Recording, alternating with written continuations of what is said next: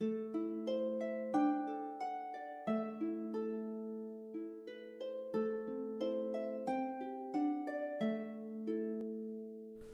Protectors of Phandalin, Chapter 3.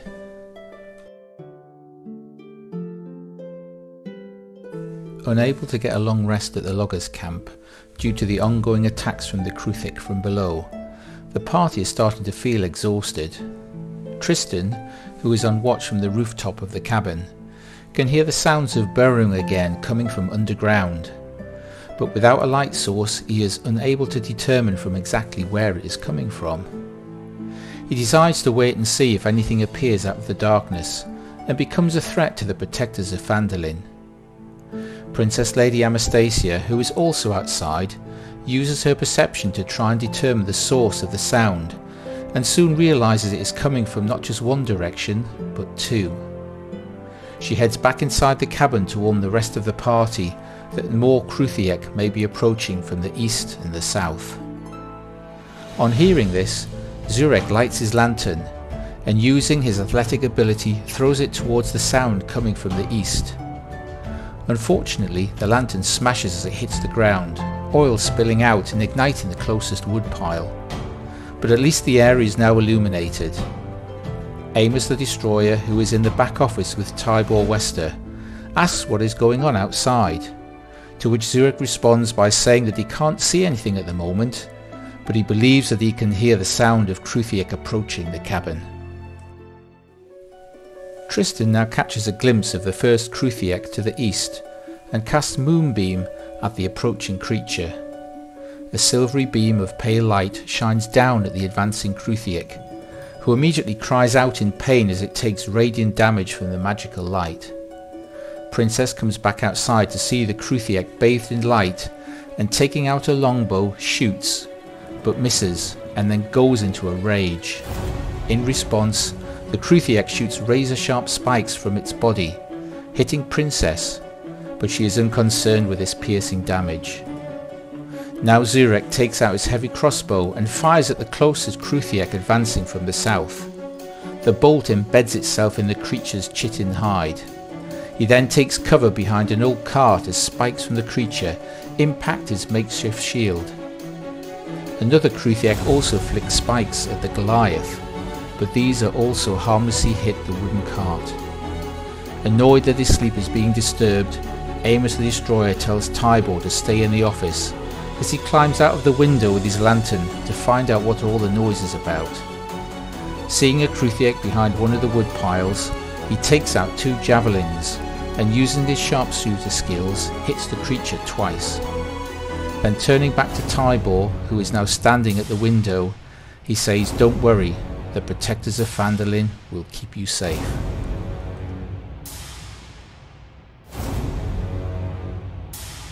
The moonbeam continues to burn the Kruthik to the east, who decides to run away from the painful light and attack Princess Lady Anastasia. Again, the barbarian shrugs off this slashing damage.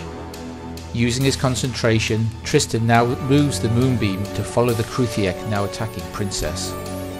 Seeing the illuminated Kruthik in front of her, Princess takes out her blood axe and recklessly attacks the foul creature. As the silvery pale light reflects off the blade, the head of the Kruthik can be seen rolling across the floor. Avoiding the magical light, she runs over to the Kruthik with two javelins sticking out of its body and hits it with another mighty swing of her blood axe. A third Kruthik leaps towards Zurek and stabs at the Goliath, but misses, hitting the cart instead. In response, he takes out Lightbringer and critically hits the creature with the first swing of his magical mace. The one next to Princess continues to stab at her, but she is not fazed by these attacks. Seeing his fellow barbarian under attack, Amos throws two more javelin at the Kruthik. As they skim over the log pile, they slam into its throat, and the creature slumps to the floor dead. He shouts out, "You're welcome, Princess." At this, she looks back and smiles sweetly at Amos in gratitude. Stepping out from the cabin, Zarya Kree now enters the fray and casts Eldritch Blast as two beams of crackling energy streak towards the nearest Kruthik. one finds its mark, throwing the creature back against the wooden cart with force damage. Tristan continues to concentrate on his spell, moving the moonbeam over the remaining Kruthik next to the cart. Now well illuminated and in pain, Princess puts the creature out of its misery with one well-aimed blow from her blood axe.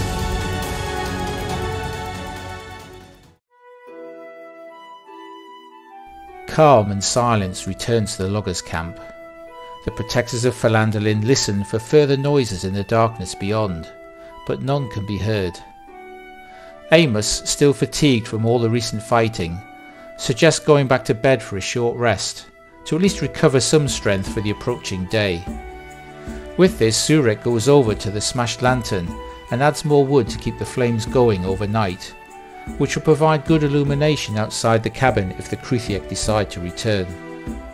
After performing a nature check, Princess believes that something is not quite right at the loggers' camp.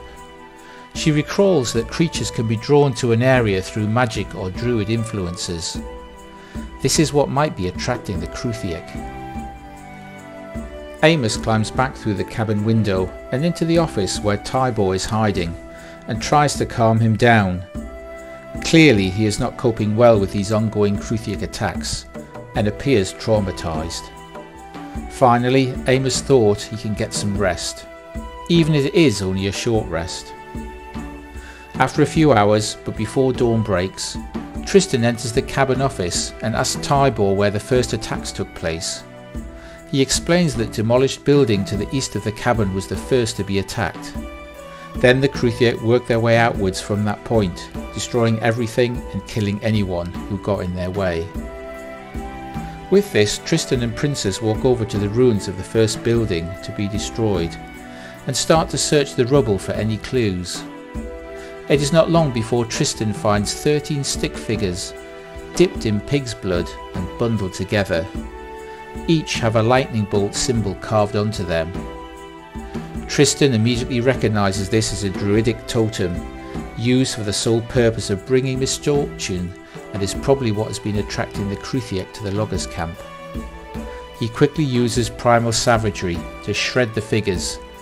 Tossing the shattered figures by his feet, he is convinced that by destroying this totem, the Kruthik will no longer attack the camp and leave the area. Hearing what Tristan has found, Amos, using his unique insight, asks if Tybor Wester has any enemies that would want him dead, or the logging camp destroyed. But Tybor is not aware of anyone, and appears to be sincere. Zurek suggests that it might be a druid who has taken a dim view of the trees in Neverwinter Woods being cut down, but Tybor explains that they are logging responsibly by planting a tree for every one they cut down. Not convinced that this small totem was the cause of all the trouble, Zurek still wants to go down one of the holes to ensure that no more Kruthik are hiding down there. Climbing down the nearest one, he enters a rough network of tunnels, which are already starting to collapse. The Kruthik burrowing along underground, similar to the way in which a mole does, and as such their tunnels quickly collapse back in on themselves. Finding the way blocked, Zurek and Tristan decide to investigate one of the adult Kruthik holes, which seems more stable and easier to navigate. Zarya Kree stands at the top of the hole, securing the climbing ropes and keeping watch for any Kruthik that might return to the surface.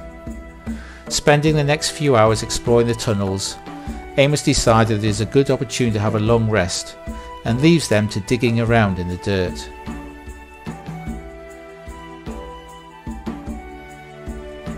Amos rests until the midday sun starts to flood through the cabin window.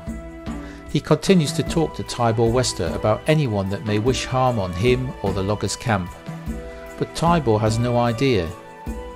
While the rest of the party continue to sleep until the afternoon, having been up most of the night exploring the tunnels without finding any signs of the Kruthik. Amos searches the camp for any more totems, but none can be found. Believing that the Kruthik threat has been removed for the time being, Amos suggests that they all return to Phandalin. Tybor agrees, as he needs to get supplies and recruit workers for the logging camp so he can start production again. Gathering the horses in the afternoon and following the river that heads out of the woods towards Neverwinter, the party set off for Phandalin. Making it to the edge of Neverwinter Wood, they decide to make camp and then continue south in the morning. Using his survival skills, Zurek decides to go hunting for food. After a few hours he returns with some vegetables. Amos is disappointed at the Goliath's hunting skills, as he expected the mighty warrior to bring back a meal of wild boar or venison. Princess makes up a vegetable stew as Tristan sets snares around the camp to protect them from unwanted intruders. It is an uneventful night, and after a light breakfast, the protectors of Phandalin continue south, following the edge of Neverwinter Wood.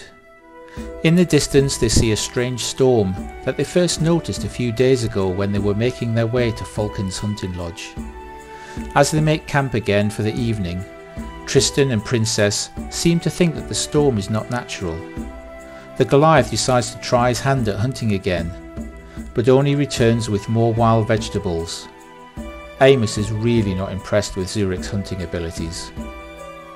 The third day of travelling brings them back to Phandalin. By early evening, Tybor is keen to see his brother Harbin Wester, so thanks the party for their help and heads off to the Townmaster's Hall. In need of rest and relaxation after securing the horses at the barracks, the party head over to Stonehill Inn for food and drink. Toblin Stonehill greets the party, makes a table available for the protectors of Phandalin, and serves them all with a hearty meal and plenty of drinks. Amos listens out for conversations about the strange storm to the east, and if anyone had travelled from Leolon. It is not long before he's chatting to a woman called Casvivan, an elf who recently sailed up the Sword Coast to Neverwinter. She explains how the captain of the ship told them not to look towards the strange lights in the storm as they sailed north past the Mere of the Dead Men. They even put up extra sails to block the view, so passengers could not see the coastline, saying that many ships had run aground there. Amos thanks Casvivan for her time and buys her a drink. Looking towards Lady Anastasia, she asks what brought a high elf to Phandalin. Amos, in a stern voice, says that they are the protectors of Phandalin, who among other heroic deeds killed a dragon, indeed 2 dragons, to make safe the town and the surrounding area. Fairfax Whitbeam interrupts by saying that it was more than 2 dragons, possibly 4, at least, probably even more. Princess corrects the sorcerer, explaining that it was only 2.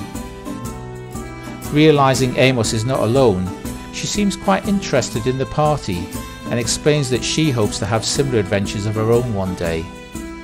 Amos goes on to talk about the recent troubles at the loggers' camp, and if Casvivan had seen any druids on her recent travels, but she had not.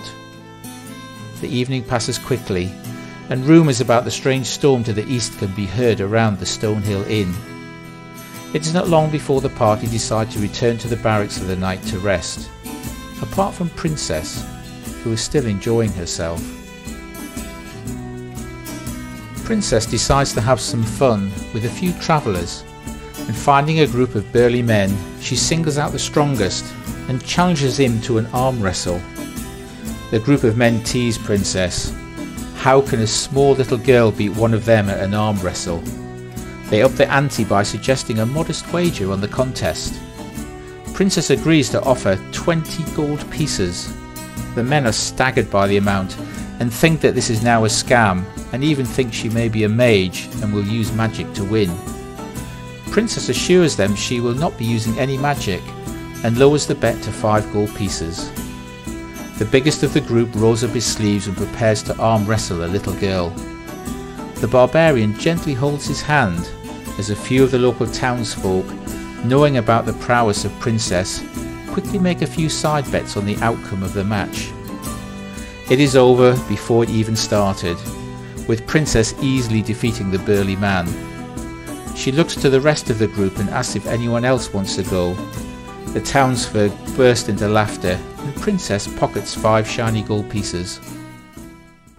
In the morning, there are a few errands the party wish to complete. Zurek needs to purchase a new lantern from Barthen's Provisions. Princess wants to sell her old grey axe and sword to the Lion Shield Coster. it would be useful to visit Sister Garelli as well to buy some healing potions. And then they need to meet with Harbin Wester to check on his brother Tybor and decide what to do next. As they wander around the town, they meet Norman Silverfoot, the half-elf they met a few weeks ago before entering the Underdark to retrieve the blood axe for Princess. Amos the Destroyer tells Norman that will be leaving for Leolin shortly to investigate the storm clouds to the east, and he can join them if he wishes. The half-elf is excited at being able to accompany the protectors of Phandalin on their next adventure, and hurriedly runs off to get his gear. Meeting with Sister Garelli, the party are able to purchase 3 healing potions at 50 gold pieces each. Amos agrees to buy one, as does Zurek. Princess purchases the third and gives it to Zarya Kree. They then head off to the Townmaster's Hall to check on Tybor. Harbin Wester is grateful that the protectors of Phandalin were able to save his brother and secure the loggers' camp, but he also doesn't know of anyone that would want to hurt his brother or disrupt the camp. Amos explains to Harbin they are going to investigate the strange storms that have been lingering to the east for a while, and if it poses any danger to Phandalin. Harbin believes this is a great idea and reminds the party that payment for their service for the next 2 weeks has been deposited in the barracks, the sum of 20 gold pieces each. As the party prepare to set off, they meet up with an excited Norman Silverfoot, waiting for them in the town square.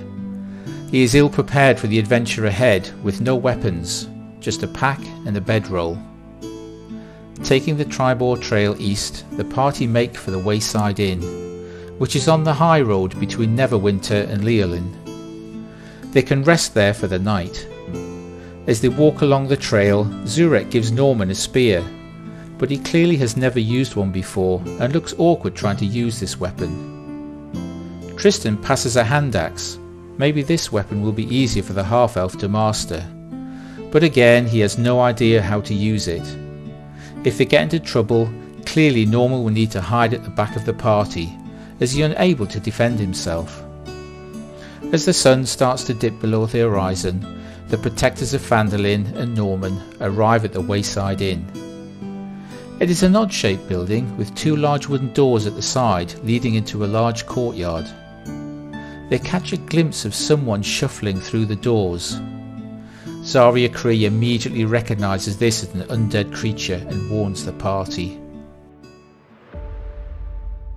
Hearing a screaming from the courtyard, Amos the Destroyer shouts to arms. Fairfax Whitbeam, aware of what is about to happen, moves to the rear with Norman Silverfoot to keep him safe as Princess Lady Anastasia runs towards the gates. Seeing a zombie in the courtyard, she pulls out her hand crossbow and fires.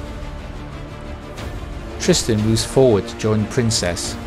Casting Conjure Animals, he summons 8 giant wolf spiders and commands them to attack anything that attacks them in the courtyard.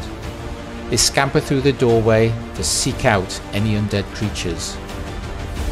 The zombie Princess shot with a hand crossbow doubles back and attacks. It tries to bludgeon her with its fists as another blood-curdling scream comes from the courtyard. Amos decides to enter the Wayside Inn and runs through the door and into the main bar. There are around a dozen people in the bar who all look worried at the unfolding events. A woman standing next to a window at the far side of the room shouts out to the barbarian to close the door as there are foul creatures outside. Looking beyond her, Amos sees a zombie outside the window that overlooks the courtyard. Using his sharpshooting skills, Amos launches a javelin that narrowly misses the woman's head, shattering the window behind her. It then embeds itself into the head of a zombie. Zurek decides to dash up to help Princess and Tristan, who are at the entrance of the courtyard, while Zarya Kree follows Amos into the inn. The people inside are shocked to see a tiefling. She ignores this and looks at Amos to find out what is going on. The barbarian points in the direction of his javelin and shouts "zombies" while looking out the window. Casting Eldritch Blast, 2 beams of crackling energy streak towards the creature. As they burst through the shattered window, the force damage from this spell throws the foul creature to the floor in pieces. The rest of the party see that there are still more zombies in the courtyard, which are now being attacked by wolf spiders summoned by Tristan. Princess takes out her blood axe and recklessly swings at the zombie in front of her, knocking it to the ground in a rage. It slowly manages to stagger back up onto its feet, only to be put down for good by a second swing of her blood axe. As Amos the Destroyer walks over to the window overlooking the courtyard, a fair maiden catches his eye. He stops and asks her name. The girl smiles and replies Scylla. Then, using his sharpshooter skills, Amos throws 2 javelin at another zombie, the second shot taking the creature's arm clean off. He then turns to look at Scylla with a wry smile. The sky seems to darken as shadows start to gather into a humanoid shape next to Zurek. They form into a wraith that wisps over to hit the Goliath with painful necrotic damage. Only his strong constitution saves him from severe injury. Zarya Kree moves past the stage in the corner of the room, where a bard had been entertaining the crowd with his lute. Looking out of the window to the courtyard, she sees a zombie attacking Princess and casts another eldritch blast. Crackling energy from these beams burn the creature's decaying flesh. Tristan moves to the courtyard entrance, and upon seeing the wraith, the wolf spiders he summoned disappear as he drops his concentration to cast Core Lightning, but the wraith doesn't appear to take any damage from this form of attack. Zurek takes this opportunity to action surge against the wraith as he swings the mighty Lightbringer mace at the wraith that also does radiant damage to undead creatures. The wraith lets out a slow, sorrowful moan. Tristan now casts Moonbeam on the wraith as a destructive silvery beam of pale light shines down on the creature. There are now 3 zombies surrounding Princess Lady Anastasia, slamming into her with bludgeoning damage from their fists. In return, she swings her blood axe, killing one and injuring another. In the courtyard, more wisps of air form into another wraith, who then turns to one of the victims of the zombies have killed and seems to pull out the spectre of her soul. This bluish, unfettered spirit readies itself to attack.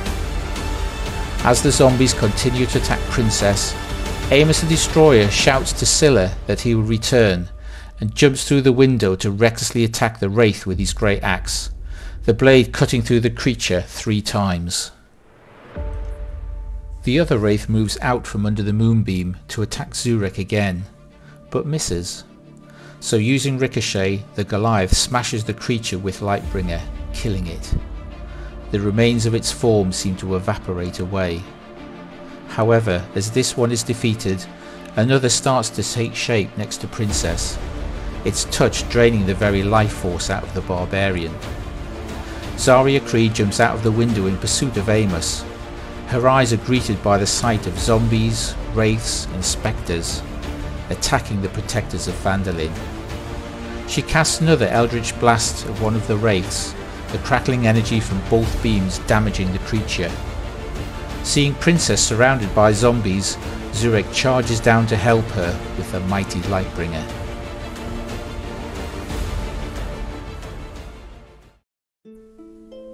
The protectors of Phandalin are in great peril. Where have all these undead creatures come from? If they survive the fight, they will certainly get to the bottom of these strange goings-on at the Wayside Inn.